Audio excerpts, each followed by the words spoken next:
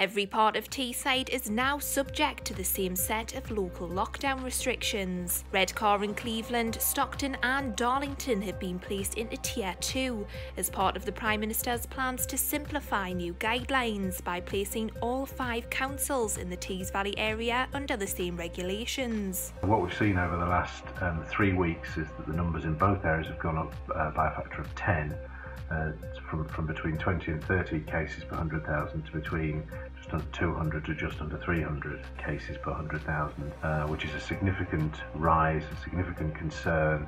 What we're seeing in both areas is cases are everywhere, they're all across both boroughs. There's no particular clustering that we're seeing, there's no particular settings that we're seeing as being places of concern, although there are some settings that are potentially causing spread to happen. And I think that the seriousness locally is really important. We're starting to see hospitals being under increasing pressure.